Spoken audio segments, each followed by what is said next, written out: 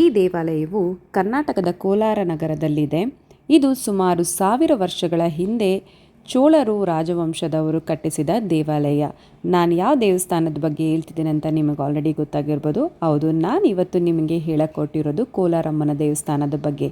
ಬನ್ನಿ, ವಿಡಿಯೋದಲ್ಲಿ ಕಂಪ್ಲೀಟ್ ಡೀಟೇಲ್ಸ್ನ ತಿಳಿಸ್ಕೊಡ್ತೀನಿ. ನಮಸ್ಕಾರ ವೀಕ್ಷಕರೇ, ನಾನಿವತ್ತು ನಿಮಗೊಂದು ಪವಿತ್ರ ಹಾಗೂ ಐತಿಹಾಸಿಕ ದೇವಾಲಯದ ಬಗ್ಗೆ ತಿಳಿಸ್ಕೊಡಕೊಟ್ಟಿದ್ದೀನಿ. ಅದು ಕೋಲಾರಮ್ಮ ದೇವಸ್ಥಾನದ ಬಗ್ಗೆ. ಬೆಂಗಳೂರಿಂದ ಸುಮಾರು 80 ಕಿಲೋಮೀಟರ್ ದೂರದಲ್ಲಿ ಲೊಕೇಟ್ ಆಗಿರೋ ಈ ಕೋಲಾರ ನಗರದಲ್ಲಿ, ಅಂದರೆ ಹಾರ್ಟ್ ಆಫ್ ಕೋಲಾರಲ್ಲಿ ಈ ದೇವಸ್ಥಾನ ಲೊಕೇಟ್ ಆಗಿದೆ. ಅದು ಕೋಲಾರಮ್ಮನ ದೇವಸ್ಥಾನ. ಈ ದೇವಸ್ಥಾನದ ಬಗ್ಗೆ ತುಂಬ ಜನ ಕೇಳಿರ್ತೀರ. ಏನಪ್ಪ ಅಂತಂದರೆ, ನಾವು ದೇವ್ರನ್ನ ಡೈರೆಕ್ಟಾಗಿ ನೋಡೋಕ್ಕಾಗಲ್ಲ. ದೇವ್ರನ್ನ ನಾವು ಗರ್ಭಗುಡಿಯಲ್ಲಿ ದೇವರದ ಆಪೋಸಿಟಲ್ಲಿ ಒಂದು ಮಿರರ್ ಇಟ್ಟಿರ್ತಾರೆ. ಆ ಮಿರರಲ್ಲಿ ನಾವು ದೇವ್ರನ್ನ ದರ್ಶನ ಮಾಡಬೇಕಾಗತ್ತೆ. ಏನಕ್ಕಪ್ಪ ಈ ರೀತಿ ಅಂತಂದರೆ, ದೇವರು ತುಂಬ ಶಕ್ತಿಯುತವಾಗಿರ್ತಾರೆ. ಅವರ ಶಕ್ತಿನ ಮನುಷ್ಯರು ತಡೆಯೋಕ್ಕಾಗಲ್ಲ ಅನ್ನೋದಕ್ಕೋಸ್ಕರ ನಾವು ದೇವ್ರನ್ನ ಮಿರರಲ್ಲಿ ನೋಡಬೇಕಾಗತ್ತೆ. ಸೊ ಅಂಥ ಪವಿತ್ರವಾದ ದೇವಸ್ಥಾನದ ಬಗ್ಗೆ ನಾನಿವತ್ತು ನಿಮಗೆ ತಿಳಿಸ್ಕೊಡೋಕ್ಕೆ ಹೊರಟಿದ್ದೀನಿ.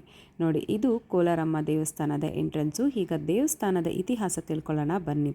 ಈ ದೇವಸ್ಥಾನ ಸುಮಾರು 1000 ವರ್ಷಗಳ ಹಿಂದೆ ಚೋಳರು ರಾಜವಂಶದವರು ಕಟ್ಟಿಸಿದ ದೇವಸ್ಥಾನ. ನಂತರ ವಿಜಯನಗರದ ಸಾಮ್ರಾಜ್ಯದವರು ಇದನ್ನು ಸ್ಥಾಪಿಸಿದ್ರು ಅಂತ ಇತಿಹಾಸ ಇದೆ. ಈ ದೇವಸ್ಥಾನದಲ್ಲಿ ಆರಾಧನೆ ಮಾಡೋದು ಕೋಲಾರಮ್ಮನ, ಅಂದರೆ ಅವರು ದುರ್ಗಾಮಾತೆಯ ಇನ್ನೊಂದು ರೂಪ ಕೋಲಾರಮ್ಮ. ಈ ದೇವಸ್ಥಾನದಲ್ಲಿ ನೀವು ದೇವ್ರನ್ನ ಡೈರೆಕ್ಟಾಗಿ ನೋಡೋಕ್ಕಾಗಲ್ಲ. ಥ್ರೂ ಮಿರರ್, ಅಂದರೆ ದೇವಸ್ಥಾನ ಗರ್ಭಗುಡಿಯಲ್ಲಿ ದೇವ್ರ ಆಪೋಸಿಟಲ್ಲಿ ಒಂದು ಮಿರರ್ ಇಟ್ಟಿರ್ತಾರೆ. ಆ ಮಿರರಿಂದ ನೀವು ದೇವ್ರನ್ನ ನೋಡ್ಬೋದು. ಇಲ್ಲಿ ದೇವರು ಬಂದ್ಬಿಟ್ಟು ಲಿಂಗ ರೂಪದಲ್ಲಿ ಇರೋದು ಮತ್ತೊಂದು ವಿಶೇಷತೆ ಅಂತಲೇ ಹೇಳ್ಬೋದು. ಇಲ್ಲಿ ದೇವಿಯ ಮುಖನ ತೋರಿಸಲ್ಲ, ದೇವಿಯ ಶಕ್ತಿ ರೂಪದಲ್ಲಿ ಮಾತ್ರ ನಾವು ಪೂಜೆ ಮಾಡ್ತಾರೆ. ಇದು ಶಕ್ತಿಯ ಆರಾಧನೆಗೆ ಮೀಸಲಾದ ದೇವರು ಅಂತ ಹೇಳ್ತಾರೆ. ಇಲ್ಲಿ ಇನ್ನೊಂದು ವಿಶೇಷತೆ ಏನಪ್ಪ ಅಂತಂದರೆ, ದೇವಿಯ ಮೇಲೆ ಅಂಟು ಬೆಳ್ಳಿಯಿಂದ ಮಾಡಲಾದ ಬೆಳ್ಳಿಯ ಕವಚವಿದೆ. ಇಲ್ಲಿ ಪ್ರತಿ ಶುಕ್ರವಾರ, ಅಮಾವಾಸ್ಯೆ ಹಾಗೂ ವಿಶೇಷ ದಿನಗಳಲ್ಲಿ ಸಾವಿರಾರು ಭಕ್ತಾದಿಗಳು ಬಂದು ಇಲ್ಲಿ ದೇವಿ ದರ್ಶನ ಮಾಡ್ತಾರೆ. ಈ ದೇವಸ್ಥಾನ ಹಲವಾರು ಹಳೆಯ ಶಾಸನಗಳು, ಕಲ್ಲಿನಿಂದ ಕೆತ್ತಿದ ಬರಹಗಳು ನೀವಿಲ್ಲಿ ನೋಡ್ಬೋದು. ಇನ್ನು ಕೋಲಾರಮ್ಮ ದೇವಸ್ಥಾನದಲ್ಲಿ ವಿಶೇಷ ಚೈತನ್ಯವನ್ನು ಹೊಂದಿರುವ ದೇವಿ ಚೆಲ್ಲಮ್ಮ, ಅಂದರೆ ಸ್ಕಾರ್ಪಿಯನ್ ಗಾಡೆಸಸ್ ಅಂತ ಹೇಳ್ತಾರೆ.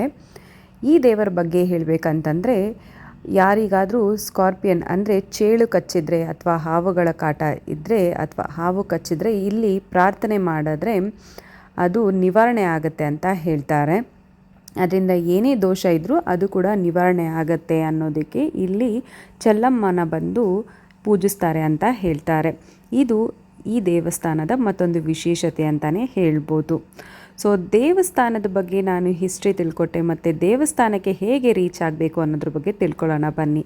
ಬ್ಯಾಂಗ್ಳೂರಿಂದ ಸುಮಾರು 80 ಕಿಲೋಮೀಟರ್ಸ್, ಅಂದರೆ 80 ಕಿಲೋಮೀಟರ್ ದೂರದಲ್ಲಿರೋ ಕೋಲಾರಲ್ಲಿ ಈ ದೇವಸ್ಥಾನ ಲೊಕೇಟ್ ಆಗಿರೋದು. ಸೊ ನಿಮಗೆ ಬ್ಯಾಂಗ್ಳೂರಿಂದ 1.5 ಅವರ್ಸಲ್ಲಿ ನೀವು ರೀಚ್ ಆಗ್ಬೋದು, ಟ್ರಾಫಿಕ್ ಇಲ್ಲ ಅಂದರೆ. So it depends on the traffic. ಇನ್ನು ಟೈಮಿಂಗ್ಸ್ ಹೇಳ್ಬೇಕಂದ್ರೆ, ನಿಮಗೆ ಮಾರ್ನಿಂಗ್ 6 o'clock-ಇಂದ 12 o'clock-ವರೆಗೂ ಓಪನ್ ಇರುತ್ತೆ. ಸಂಜೆ ಅಂದರೆ 5:30 to 9 o'clock-ವರೆಗೂ ಓಪನ್ ಇರುತ್ತೆ. ಇಲ್ಲಿ ನಿಮಗೆ ಯಾವುದೇ ರೀತಿಯಾದ ಸ್ಪೆಷಲ್ ದರ್ಶನ ಆ ಥರ ಯಾವುದೂ ಇರಲ್ಲ. ಸೊ ನೀವು ನಾರ್ಮಲ್ ಡೇಸಲ್ಲಿ ಬಂದರೆ ನಿಮಗೆ ಟೆಂಪಲ್ ಫ್ರೀ ಆಗಿರುತ್ತೆ, ನೀವು ದರ್ಶನ ಮಾಡ್ಕೊಂಡು ಹೋಗ್ಬೋದು ಈಸಿಯಾಗಿ.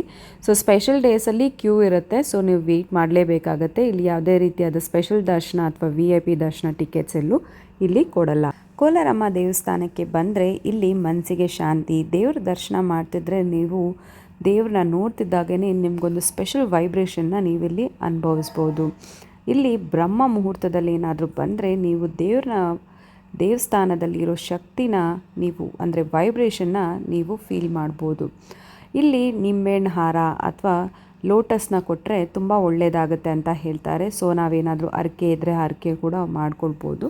ಸೊ ಅಮ್ಮ ಏನೇ ಬೇಡಿಕೆ ಇದ್ದರೂ ಇಲ್ಲಿ ನೆರವೇರಿಸ್ಕೊಡ್ತಾರೆ ಅಂತ ಹೇಳ್ತಾರೆ.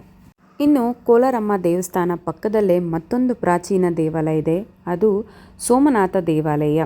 ಇದು ತುಂಬ ಅದ್ಭುತವಾದ ದೇವಸ್ಥಾನ. ಸೊ ಈ ದೇವಸ್ಥಾನದ ಬಗ್ಗೆ ನಾನು ಮುಂದೆ ಯಾವಾಗಲಾದರೂ ವಿಡಿಯೋ ಮಾಡಿ ನಿಮಗೆ ದೇವಸ್ಥಾನದ ಡೀಟೇಲ್ಸ್ ತಿಳಿಸ್ಕೊಡ್ತೀನಿ. ಬಟ್ ನೀವೇನಾದರೂ ಕೋಲಾರಮ್ಮ ದೇವಸ್ಥಾನ ವಿಸಿಟ್ ಮಾಡಿದಾಗ ಅಲ್ಲೇ ಇರೋ ಸೋಮನಾಥ ಸ್ವಾಮಿ ದೇವಸ್ಥಾನನ ವಿಸಿಟ್ ಮಾಡೋದನ್ನು ಮರಿಬೇಡಿ. ಈ ವಿಡಿಯೋದಲ್ಲಿ ನಾವು ಕೋಲಾರಮ್ಮ ದೇವಸ್ಥಾನ ಬಗ್ಗೆ ತಿಳ್ಕೊಂಡ್ವಿ, ಮತ್ತು ದೇವಸ್ಥಾನ ಹೇಗೆ ರೀಚ್ ಆಗೋದು ಮತ್ತು ಟೈಮಿಂಗ್ಸ್ ಬಗ್ಗೆ ಈ ವಿಡಿಯೋದಲ್ಲಿ ನಾನು ನಿಮಗೆ ತಿಳಿಸ್ಕೊಟ್ಟಿದ್ದೀನಿ.